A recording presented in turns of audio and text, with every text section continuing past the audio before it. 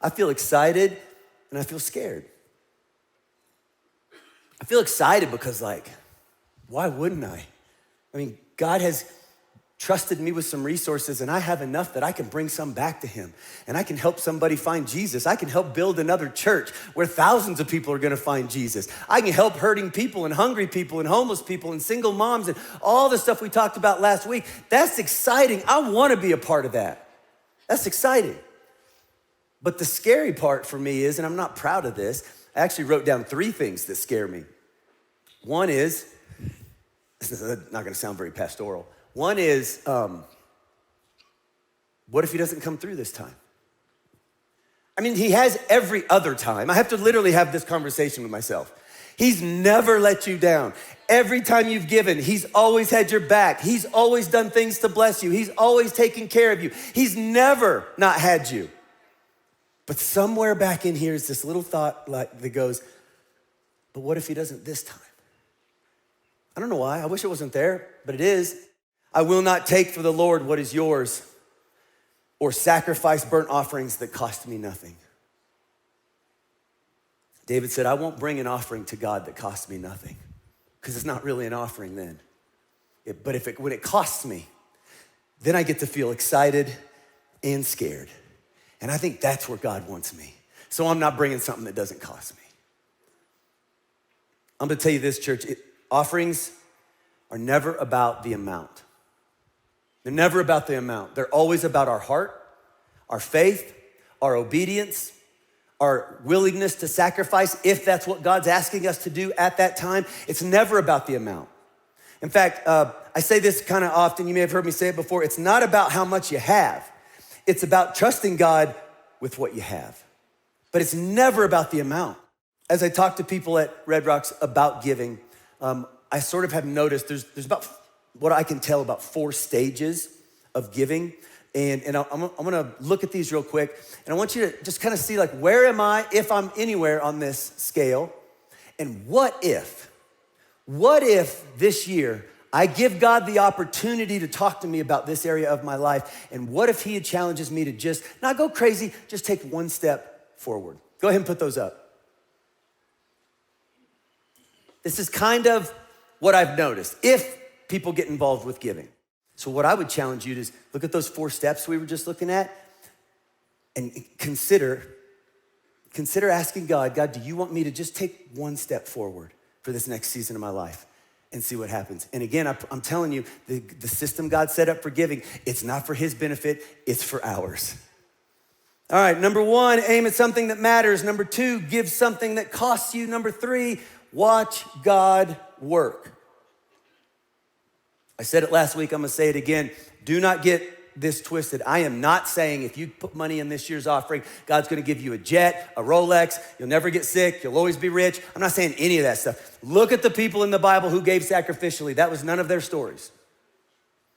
Look in this room and every other room that's doing Red Rocks Church today. That's not our stories. But God does make promises behind our giving. And so I can't tell you how he's gonna take care of you or how he's gonna take care of me. I just know that I've experienced crazy miracles on the other side of financial obedience. And I bet if I could take this little Britney Spears thing and pass it around, that thousands of people within this church family would go, I have too, let me tell you about it. I want you to see what God's doing. If you're thinking about giving, I want you to see what God does. Watch this. Red Rocks Church, what an incredible year we've had. As the year closes, we want to take a moment to reflect back on the last year and celebrate all that God has done.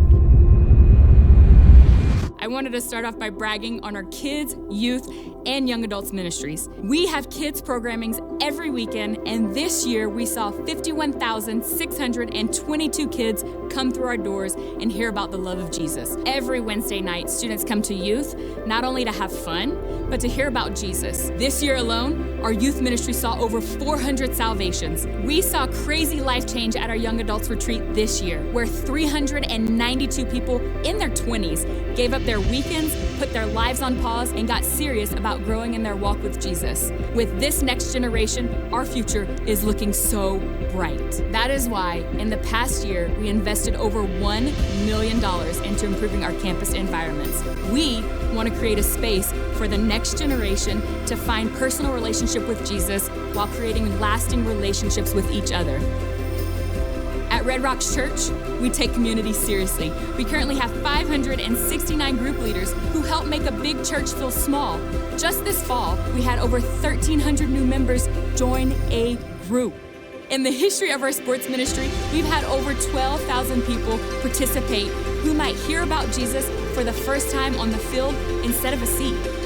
From just half our Recover volunteer base, 22 people are currently walking in a total of 478 years and 10 months of freedom from codependency, relationships, mental health issues, drug and alcohol addiction, anger, anxiety, depression, and so much more.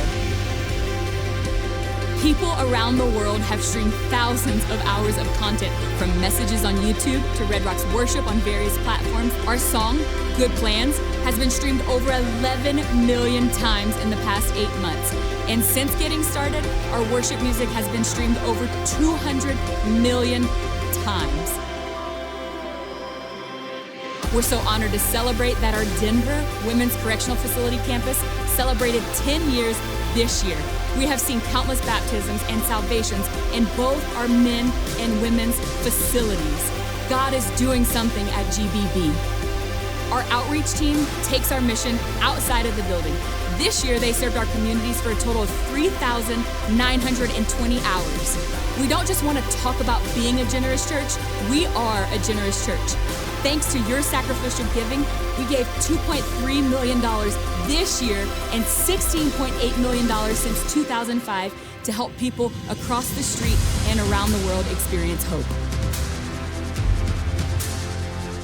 We could not do church without our serve teams. They set the table for newcomers this year by serving over 160,000 cups of coffee and welcoming over 300,000 people through our doors on the weekends. This year, we saw our highest ever baptism numbers in the history of Red Rocks, seeing 1,938 people get baptized and go public with their faith.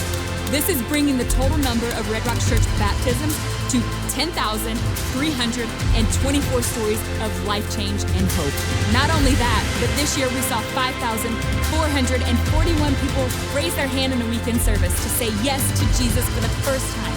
Since our church started, we've seen a total of 57,964 salvations. We're doing it, church. We are truly making heaven more crowded. Following Jesus was never meant to be safe. We're supposed to go change the world, and it's going to take a group of people that says, make me bold today. And I'm going to give sacrificially, and I'm going to serve sacrificially, and I'm going to pray, make me bold, and I am going to go change the world, because it's not a game. That's the church I want to be a part of. Not a comfortable church, a dangerous church. So why do we look back? We look back in celebration. Celebration for all that God has done, lives that are changed, and a church that's been transformed. But we also, on the heels of celebration, have expectation and anticipation for what God is going to do, not only through Red Rocks Church, but through you. We know that God always does something in us so that he can do something through us. Church, we're just getting started.